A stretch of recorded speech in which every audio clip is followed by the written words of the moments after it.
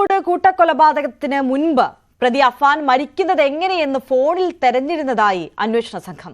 കൂട്ടക്കൊലയ്ക്ക് മുൻപ് യൂട്യൂബിൽ മരിക്കുന്നതുമായി ബന്ധപ്പെട്ട വീഡിയോ കണ്ടിരുന്നു. ദൃശ്യങ്ങൾ ഉമ്മ ഷെമിയെയും ഈ ദൃശ്യം കാണിച്ചിരുന്നതായി പ്രതി മൊഴി നൽകിയിരിക്കുകയാണ്. ഉമ്മ ഷെമിയെ പോലീസ് വിശദമായി ചോദ്യം ചെയ്യും. വി വിനോദ് ചേരുന്നുണ്ട് വിവരങ്ങളുമായി. വിനോദ്, അപ്പോൾ ഈ കൊടും ക്രൂരതയ്ക്ക് ശേഷം ആത്മഹത്യ ചെയ്യുക എന്നത് തന്നെയായിരുന്നു അഫാന്റെ ലക്ഷ്യം എന്നാണോ പോലീസ് ഇതിൽ നിന്ന് മനസ്സിലാക്കുന്നത്?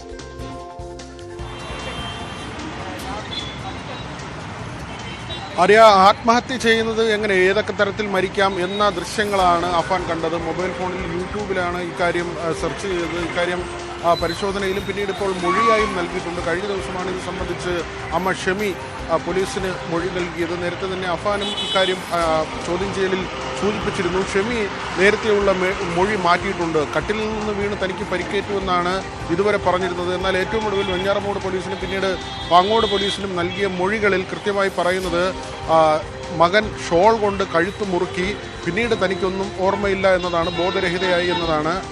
തലയിൽ പരിക്കേറ്റത് ഈ ചുമരിൽ ഇടിച്ചാണ്. ഒരുപക്ഷെ ഈ ബോധം നഷ്ടമായ ശേഷം ആ തരത്തിൽ ചുമരിലിടിച്ച് പരിക്കേൽപ്പിച്ചതാകാം എന്ന ഒരു കരുതലാണ്. അല്ലെങ്കിൽ ഇങ്ങനെ ഇടിക്കുമ്പോൾ തന്നെ ബോധം നഷ്ടപ്പെടുകയും അക്കാര്യങ്ങൾ ഇപ്പോൾ ഓർക്കാതെ പോകുന്നതുമാകാമെന്ന ഒരു കാര്യമാണ്. ഏതായിരുന്നാലും മകൻ തൻ്റെ കഴുത്തിൽ ഷോൾ കൊണ്ട് വരിഞ്ഞു മുറുക്കിയെന്ന കാര്യം പറയുന്നുണ്ട് ഷെമി. ഇനി വീണ്ടും വിശദമായി ആ മൊഴി രേഖപ്പെടുത്തും. മാത്രമല്ല ഉമ്മ എന്നോട് പൊറുക്കണം എന്ന കാര്യം പറയുകയും അങ്ങനെ ക്ഷമിക്കണമെന്ന് പറയുകയും അതിന് മകനോട് ക്ഷമിക്കുന്നു എന്ന കാര്യം പറയുകയും താൻ തിരിഞ്ഞു നിൽക്കുകയായിരുന്നു. ഈ സമയത്താണ് കഴുത്തിൽ ഷോൾ കൊണ്ട് മുറുക്കിയതെന്നും ഷെമി കഴിഞ്ഞ ദിവസം പോലീസിന് മൊഴി നൽകി. അതിനുശേഷമാണ് ഇത് സംബന്ധിച്ച കൂടുതൽ വിവരങ്ങൾ കൂടി അഫാൻ ഇങ്ങനെ മൊബൈൽ ഫോണിൽ തിരഞ്ഞിരുന്നു എന്ന കാര്യം കൂടി വ്യക്തമാകുന്നത്. അത് ഈ കൂട്ടക്കൊലയ്ക്ക് ശേഷം ആത്മഹത്യ ചെയ്യാൻ പ്രതി ആലോചിച്ചിരുന്നു എന്ന് തന്നെയാണ്. പക്ഷേ ഈ എലിവിഷത്തിൻ്റെ അളവ്, അതിൻ്റെ പരിശോധനാ ഫലം പുറത്തു വന്നിട്ടുണ്ട്.